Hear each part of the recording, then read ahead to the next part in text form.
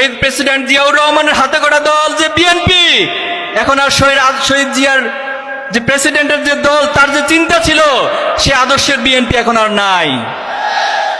খালেদা জিয়ার মতো আপসহীন নেত্রীর যে বিএনপি, সেই বিএনপি আজকে আর নাই। আজকের সেই দল একটি হত্যাকারী দলে পরিণত হয়েছে। এই গত 1 বছরের ব্যবধানে তারা 200-র বেশি মানুষকে হত্যা করেছে। 150-এর বেশি শুধুমাত্র তাদের নিজেদের অন্তঃকন্দলে তারা হত্যাকাণ্ড ঘটিয়েছে।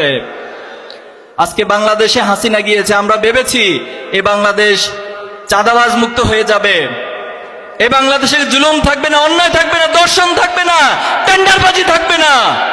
কিন্তু আমরা দেখতে পাচ্ছি নতুন একটি দল হাসিনার সেই ইজারা তারা নিজেদের কাঁধে তুলে নিয়েছে। তারা হাসিনার সেই রেখে যাওয়া কাজগুলো, অসমাপ্ত কাজগুলো বাস্তবায়নের উদ্যোগ গ্রহণ করেছে। আমরা আজকে চাঁপাইনবাবগঞ্জবাসীর উদ্দেশ্যে বলতে চাই, আমরা কি এই দলকে, যে দল চাঁদাবাজ, যে দল হত্যাকারী, যে দল দর্শনকারী, যে দল অন্তঃকন্দলে নিজেদের মধ্যে নিজেরা মারামারি করে হত্যাকাণ্ড ঘটায়, পাথর দিয়ে মানুষ হত্যা করে, সে দলকে কি আপনার ক্ষমতায় দেখতে চান? আমরা কোন দলের কোন ব্যক্তির বিরোধিতা করি না। আমরা আপনাদেরকে হুঁশিয়ারি করি, সাবধান করি, ভালো হয়ে যান। বাংলাদেশের রাজনীতি করতে হলে জুলাই এবং আকাঙ্ক্ষাকে লালন করতে হবে। ফ্যাসিবাদ মুক্ত মানসিকতা নিয়ে, উদারতার মানসিকতা নিয়ে বাংলাদেশের রাজনীতি করতে হবে।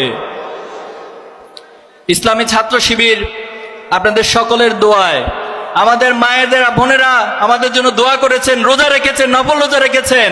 আমাদের ভাইয়েরা বাবারা দেশে বিদেশে বিভিন্ন জায়গা থেকে নফল রোজা রেখে আমাদের ভাইদের জন্য দোয়া করেছেন। এই দোয়ার বরকতে, আল্লাহর সাহায্যে আল্লাহ তাআলা আমাদেরকে যে বিজয় দিয়েছেন, আমাদেরকে বলা হয়েছিল আমরা এই বিজয়ের পর এই ছাত্র সংসদ পরিচালনা করতে পারবো না। আমরা কি পারছি ছাত্র সংসদ পরিচালনা করতে? শুধু পারবো না, ইনশাআল্লাহ আমরা রেকর্ড করে দিব বাংলাদেশে। বাংলাদেশের ছাত্র সংসদ কিভাবে পরিচালনা করতে হয়, অতীতের সকল রেকর্ড ভেঙে আগামী দিনে একটি উজ্জ্বল মডেল স্থাপন করবে আমাদের ভাইরা, ইনশাআল্লাহ। আমরা যখন মাদক মুক্ত করার জন্য উদ্যোগ গ্রহণ করছি, একটি পক্ষ আমাদের বিপক্ষে দাঁড়িয়ে যাচ্ছে। বিভিন্ন সিন্ডিকেট ভেঙে দেওয়ার যখন উদ্যোগ গ্রহণ করছি, একটি পক্ষ আমাদের বিপক্ষে দাঁড়িয়ে যাচ্ছে। আমরা সবাইকে হুঁশিয়ারি করতে চাই, খুনি হাসিনার পতনের মধ্য দিয়ে বাংলাদেশে আর কোনো ফ্যাসিবাদী এবং আধিপত্যবাদী রাজনীতি চলবে না। চাঁপাইনবাবগঞ্জ সীমান্তবর্তী এলাকায় এখানে আমাদের ভাইদের বোনেদেরকে বিভিন্ন সময় গুলি করে নির্মমভাবে হত্যা করা হয়েছে।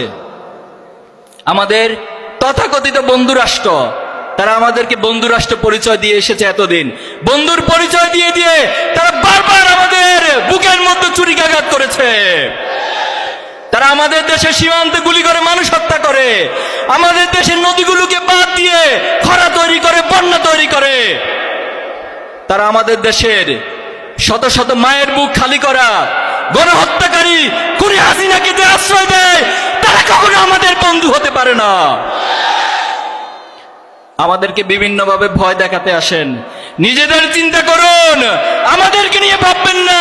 নিজেদের চরকায় তেল দিন, নিজেদের রাজ্যগুলোকে কন্ট্রোল করুন, বাংলাদেশকে নিয়ে ভাববেন না। বাংলাদেশের যে যুব সমাজ, যে ছাত্র সমাজ, যে মায়েরা, যে বোনেরা আজকে জেগে উঠেছে, এই জাগ্রত আমরা আমাদের শহীদদের আকাঙ্ক্ষা লালন করে আগামীর বাংলাদেশ বিনির্মাণ করব। আজকে আমাদের নুরুল ইসলাম বুলবুল ভাই, ওনার পরিচয় আমার আগের বক্তারা সবাই দিয়েছেন। আমাদের সাবেক কেন্দ্রীয় শহীদ মাসুদ ভাই বলেছেন কতটা নির্মম নির্যাতনের শিকার তিনি হয়েছেন। একজন জীবন্ত শহীদ হিসেবে তিনি ইসলামী আন্দোলনের জন্য ভূমিকা রেখে যাচ্ছেন। আমি আশা করব আগামী দিনে আপনারা বুলবুল ভাইয়ের জন্য সর্বশক্তি দিয়ে মাঠে নেমে কাজ করে বুলবুল ভাই সহ চাঁপাইনবাবগঞ্জে ন্যায় ইনসাফের প্রতীক দাঁড়িপাল্লাকে বিজয় করবেন, ইনশাআল্লাহ। বাংলাদেশের 18 কোটি মানুষ আপনাদের সাথে থাকবে। সংগ্রামী উপস্থিতি, আমরা পরিশেষে বলতে চাই, আমরা একটি চূড়ান্ত বিপ্লবের স্বপ্ন দেখি, যে বিপ্লবের মধ্য দিয়ে আমরা আমাদের এই বাংলাদেশকে ভালোবাসি তার প্রমাণ হবে। আমরা আমাদের এই বাংলাদেশকে ক্ষুধামুক্ত, দারিদ্র্যমুক্ত, বেকারত্ব মুক্ত একটি যুব সমাজ গঠন করে এই বাংলাদেশকে গড়তে চাই। এই বাংলাদেশে কোনো বৈষম্য থাকবে না। এই বাংলাদেশের চাকরির জন্য কোনো নেতার পিছনে যুবকদেরকে, বেকারদেরকে ঘুরতে হবে না, বরং প্রত্যেক যুবকের কাছে, প্রত্যেক যোগ্য ব্যক্তির কাছে যারা নেতা থাকবেন তারা তাদের দায়িত্ব, তাদের কর্তব্য পালন করবেন, তাদের কাছে তাদের হকগুলোকে পৌঁছে দিবেন। ন্যায় বিচারের জন্য আপনাদেরকে আদালতে আদালত ঘুরতে হবে না, কোন বিচারক, কোন আইনজীবীর পিছনে আপনাকে ঘুরতে হবে না, বরং ন্যায় বিচার এসে আপনার দরজায় এসে ন্যায় বিচার প্রতিষ্ঠিত হবে। আমরা এমন একটি বাংলাদেশের স্বপ্ন দেখছি। সেই বাংলাদেশ গড়ার প্রত্যয়ে এই চাঁপাইনবাবগঞ্জ থেকে সে জোয়ার শুরু হবে ইনশাআল্লাহ।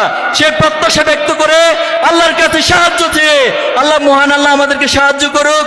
সে সাহায্যের মধ্য দিয়ে আগামী দিনের স্বপ্নের বাংলাদেশ, স্বপ্নের চাঁপাইনবাবগঞ্জ গড়ে উঠুক ইনশাআল্লাহ। নাসরুম মিনাল্লাহি ওয়া ফাতহুন করিব ওয়া বাশশিরিল মুমিনিন। আসসালামু আলাইকুম ওয়া রাহমাতুল্লাহ। আমরা দেখতে পাচ্ছি নব্য একটি ফ্যাসিস্ট, নব্য ফ্যাসিবাদের মতবাদ নিয়ে আবার বাংলাদেশের উন্নয়নকে, বাংলাদেশের ন্যায় ইনসাফকে বাধাগ্রস্ত করার চেষ্টা করছে। একটি দল, বিদেশ থেকে তারা দলকে পরিচালনা করছে। আমরা বলতে চাই, এই বাংলাদেশের জমিনে বিদেশে বসে বসে কোন দল, কোন রাষ্ট্র পরিচালনার স্বপ্ন কেউ দেখবেন না। এই বাংলাদেশকে নেতৃত্ব দিতে হলে বাংলাদেশের মানুষের সাথে বসে, মানুষের সাথে থেকে এই বাংলাদেশকে নেতৃত্ব দিতে হবে। আপনারা আমাদের শহীদ মীর কাসেম আলী ভাইকে হত্যা করেছিলেন। শহীদ মীর কাসেম আলী ভাই যখন তথাকথিত জুডিশিয়াল কিলিং এর মাধ্যমে জামায়াতের নেতৃবৃন্দকে গ্রেফতার করা শুরু হলো, তখন আমার মীর কাসেম আলী ভাই বিদেশের মাটিতে ছিলেন। ওনাকে বলা হয়েছিল, শুভাকাঙ্ক্ষীরা বলেছিল, আপনি দেশে আসবেন না, আপনি সেখানে সেফ জোনে থাকুন। কিন্তু আমার মীর কাসেম আলী ভাই বলেছিল, আমি আল্লাহর গোলাম, আমি আল্লাহর কাছে নিজের বিশ্বাসকে সঁপে দিয়েছি। আমার মৃত্যু কোথায় লিখে থাকবে এটা একমাত্র আল্লাহ ভালো জানে।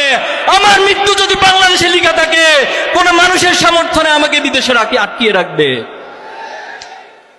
তিনি দেশে এসেছিলেন, তথাকথিত ট্রাইব্যুনালের মাধ্যমে নির্মমভাবে ওনাকে হত্যা করা হয়েছে, জুডিশিয়াল কিলিং করা হয়েছে।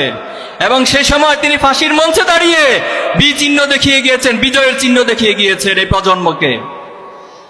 আমরা আমাদের কোরআনের পাখি আল্লামা সাইদিকে হারিয়েছি, জামায়াতের নেতৃবৃন্দকে হারিয়েছি, বাংলাদেশের আলেম ওলামাদেরকে হারিয়েছি।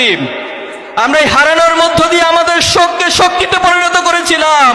সেদিন আমরা আমাদের কষ্টগুলোকে বুকে চাপা দিয়ে শক্তি সঞ্চয় করেছিলাম, যার স্ফুলিঙ্গ বাংলাদেশের 18 কোটি মানুষ জুলাইতে দেখেছে, আগামী দিনেও দেখবে ইনশাআল্লাহ। সংগ্রামী উপস্থিতি, একটি দল, আমরা তাদেরকে সম্মান করি, শ্রদ্ধা করি, যারা কোরআনের সম্মান রক্ষার জন্য জীবন দিতে জানে, যারা এক আল্লাহর কাছে নিজেদের সব কিছুকে সঁপে দিতে জানে, তারা বাংলাদেশের শুধু চাঁপাইনবাবগঞ্জ নয়, সারা বাংলাদেশে আগামী দিনে নেতৃত্ব দিতে জানবে ইনশাআল্লাহ। সংগ্রামী উপস্থিতি, আজকের এই ঐতিহাসিক ছাত্র ও যুব সমাবেশে আমরা যখন দাঁড়িয়ে আছি, আমাদের মনে পড়ছে 2024 সালের জুলাই এবং আগস্টে যে নির্মম নিষ্ঠুরতা বাংলাদেশের ছাত্র সমাজ, ছাত্র জনতার উপর খুনি হাসিনা চালিয়েছিল, সে দৃশ্য এখনো আমাদের সামনে ভাসছে। বাংলাদেশে দীর্ঘদিনের ফ্যাসিবাদ কায়েম করে এই সমাজের যারা আলেম ছিল, যার নেতৃত্ব স্থানীয় ছিল, যারা এই সমাজের ন্যায়ের পক্ষে ছিল, তাদেরকে খুনি হাসিনা বিভিন্ন সময় অন্যায়ভাবে হত্যা করেছিল। 2006 সালের 28 অক্টোবর পল্টনের মাঠে বাংলাদেশের মুক্তিকামী মানুষদেরকে দমিয়ে দেওয়ার জন্য খুনি হাসিনা সারা দেশ থেকে লগি বৈঠা করে ভাড়া করে খুনিদেরকে নিয়ে এসে ঢাকাতে নির্মমভাবে আমাদের ভাইদেরকে হত্যা করেছিল।